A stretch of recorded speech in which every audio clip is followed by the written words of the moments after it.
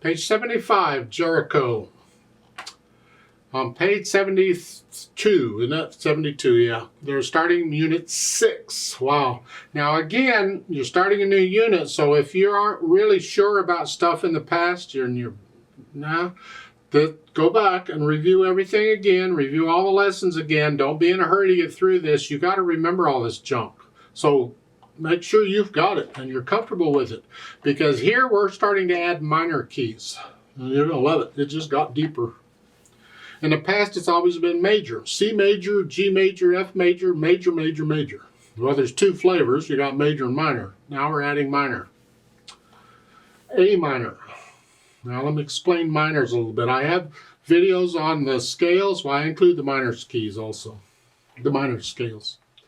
A minor, A to A, uses all the white keys on the piano. No sharps or flats. It's like C major, it's no sharps or flats. A minor has no sharps or flats. We start with that one, and then we'll gradually add sharps and flats, whatever. And the idea of scale, any scale, is it is a set pattern of whole steps and half steps. Remember? I think I went through this before. A major scale, the pattern, and you can see it on a piano, is very nice because it's a whole step when there's a black key involved, and it's a half step when there isn't. So it's a whole, whole, half, whole, whole, whole, half. That's that major pattern. So any major key has that pattern. Minor key, it's a different pattern. It's here. You can see it here. So it's a whole, half, whole, whole, half, whole, whole. Whole, half, whole, whole, half, whole, whole. And all minor keys have the same pattern. You can start on any note on the piano, white or black, use that pattern, and you will get a minor scale. You may not know what it is, but it'll be a minor scale. Now, when the major scale and the minor scale have the same key signature, like C major and A minor, no sharps or flats, we say they are related. They are relative to each other because they have the same key signature. So we have relative minors. That is the minor with the same key signature as the major. Because we also have parallel minors, and that is the minor starts on the same note as the major. That would be like C major and C minor, which you haven't had yet. Well, that would be parallel. C major and C minor are parallel, but C major and A minor are relative, and that's what we usually refer to the most. Because harmonically speaking, they have the same key signature. They kind of fit together. Now, hope I haven't lost you yet, because there's more. Wait, there's more. 4 minor scales. There are 3 different flavors of minor scales. 3 different flavors. You have what's known as the natural minor, which is play the notes exactly as the key signature says. A minor, it's a natural minor. Didn't change anything, it's there. You have the harmonic minor, which says the 7th step, take it out. Just a half step. Well, the 7th step is 1 less than 8, so it's 1 less than 1. So it'd be here, because that's 8, that's 1. I can go down 1 faster than I can go up 7, so 8. I'm going to take it up a half step. So instead of the regular, I'm going to do that.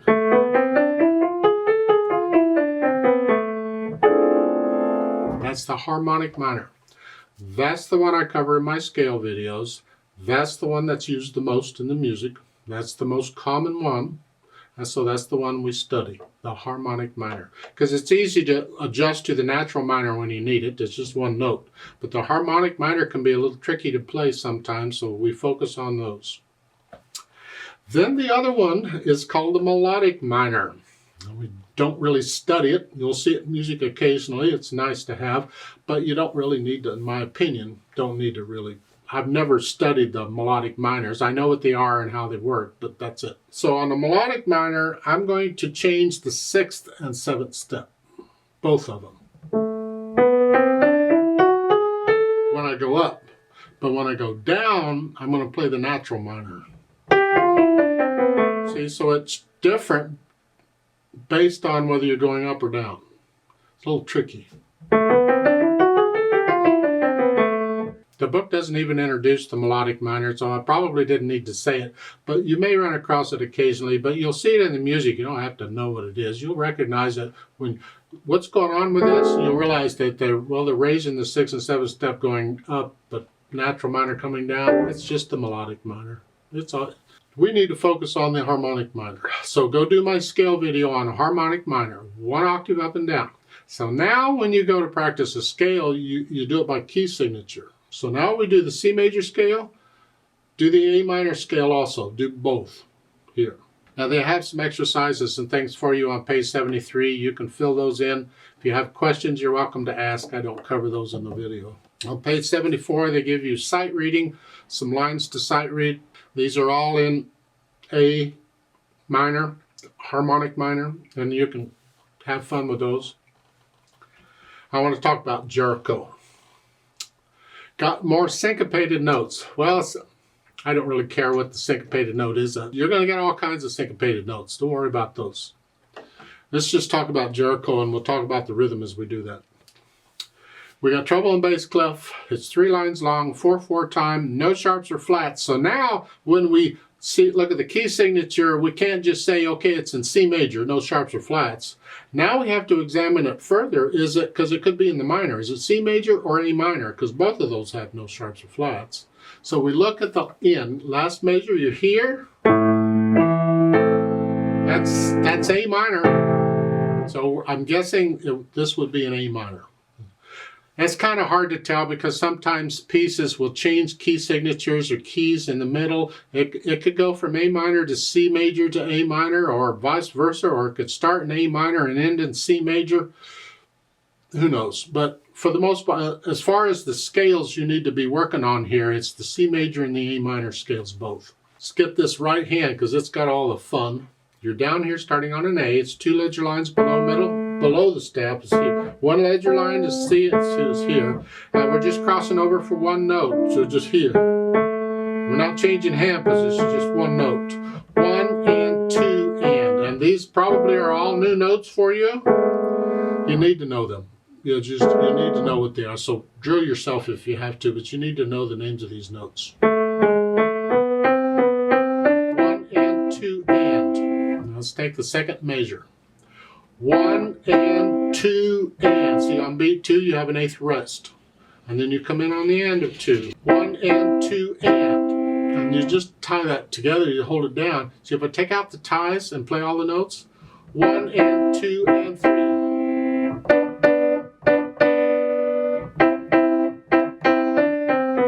That's what it is, but you put the tie in, you just hang on to the note.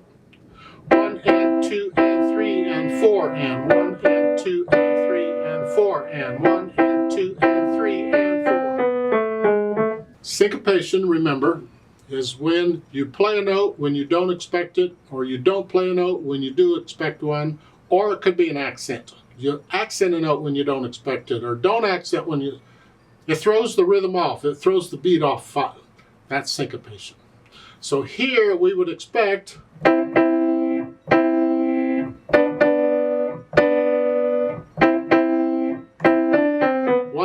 1 and 2 and 3 and 4 and 1 and 2 and 3 and... That's what we kind of expect, just a regular rhythm. But what we do is we play the note quick. We play it sooner than we expect it. 1 and 2 and. It's like, oh. And that's syncopation. That's all it is. You're going to get syncopation all over. It's been around since the beginning of music. It's always been around, so you get it. And for the most part, that's actually the piece. Now, at the end, the last 2 measures, you're here on the A, and just reach up. If you can't connect it, it's fine. Move up here and then here. That's fine. Left hand, just whole notes. They have here. I recommend you do a 3-1 because we need this. We got an E coming up. That 1 ledger line below bass clef is an E. Memorize that note. You need it. So I'm just going to prepare that at the beginning. I'm going to use 3 because the chord is actually this. We're not using the C, and so it's, and these just whole notes. You're going to hold them down forever while the right hand does its thing, and then for the second line on the first ending, you F sharp, here, and then cross over for one note, and then you go back to the beginning. Now when you go back to the beginning, we want to connect these in the left hand. So you're going to use fifth finger for the first measure, but then use third finger for the second. This way we're ready for the thumb again, or for the little finger again. Last line, you're here. 1, 2, 3, 4. 1, 2, 3, 4, 1. And put the hands together. At the beginning, it shouldn't be too hard. It's all right hand. 3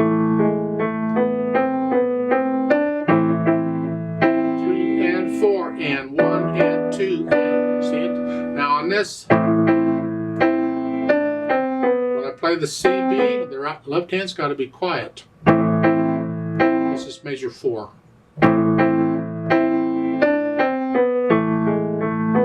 So forth. So you go through and put the hands together, and then go back through it a few hundred times to get rid of the hesitations. And as far as articulation, they don't really give you any. You get some accents on the last line. So you play just a little louder.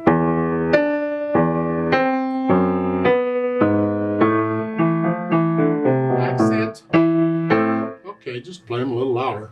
And how louder than what? Well, louder from where you're at. Whatever the dynamic is. At the beginning, it's moderately loud. That's the melody.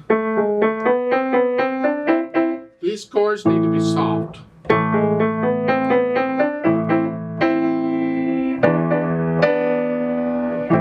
The last line, you go up to loud. I disagree with that. I think you should stay moderately loud on the last line because the accents take the notes up to loud. An accent takes a note a little louder than where you're at. So in my opinion, you just stay moderately loud through the piece and let the accents let you get louder at the end. Loud.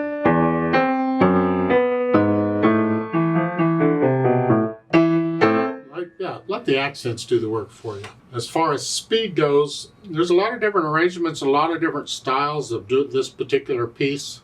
I'm just going to stick with this arrangement and this style, what they're talking about here. I want to get off here. This is a moderately fast. They want this moderately fast. The overall flow of it going on these eighth notes moderately fast.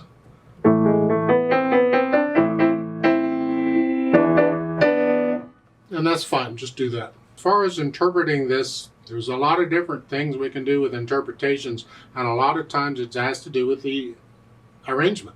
What can we do with the arrangement? Sometimes we do one thing in one arrangement and another thing in a different arrangement of the same piece. For instance, here it's marked moderately fast. That's going to be the eighth notes, so it's the overall feel. Well, in some arrangements of this, they want it much slower and they want it done in a swing style where you swing the eighth notes.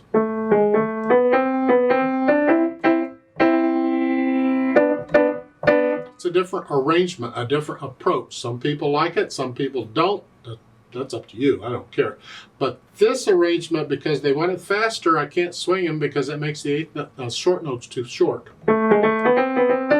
They don't swing anymore. They're just So we have to do the eighth notes evenly as far as interpretation goes.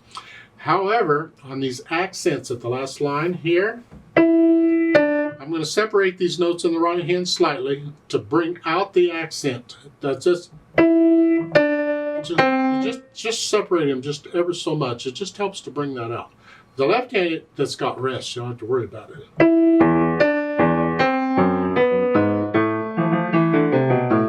Last two, and separate those two.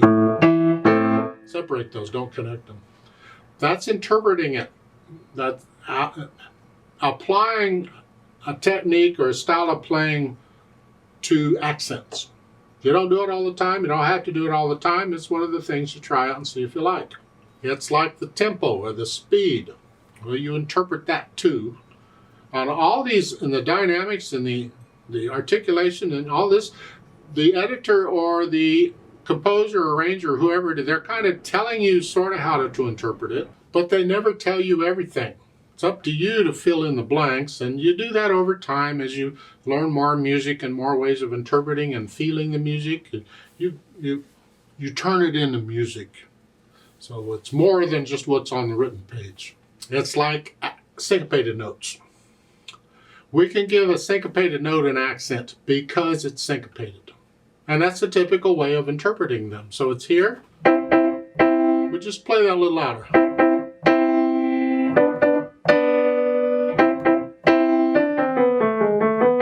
Just a little louder, just because it's syncopated. It's done a lot. It's done most of the time, actually. So it's something you consider.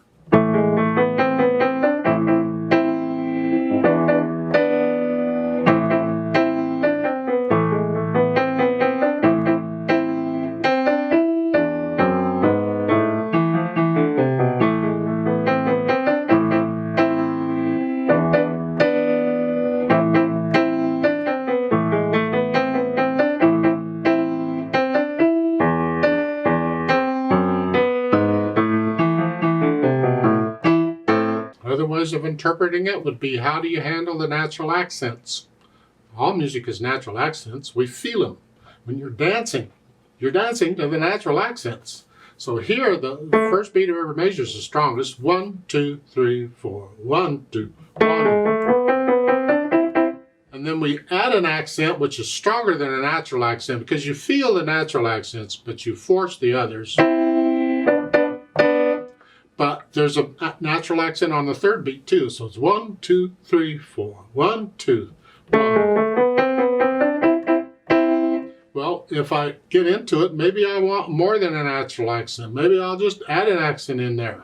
It's not saying to, but again, it's interpreting the music. You might do it. I don't know. Maybe I'll put a slight crescendo as I'm going up.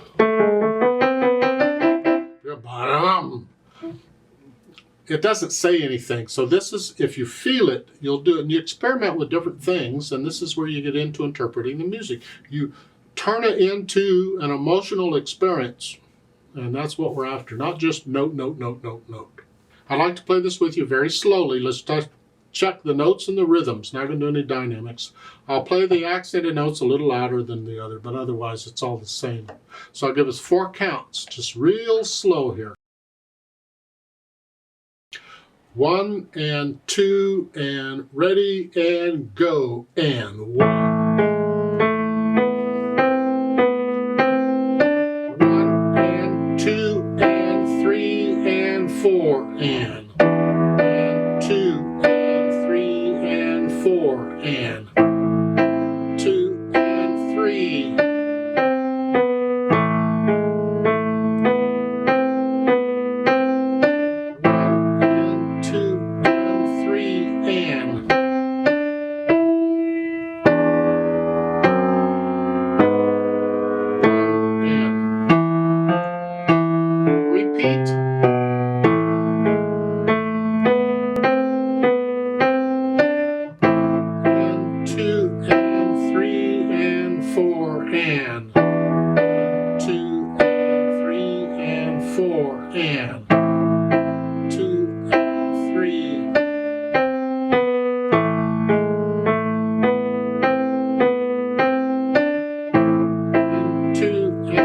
Second ending.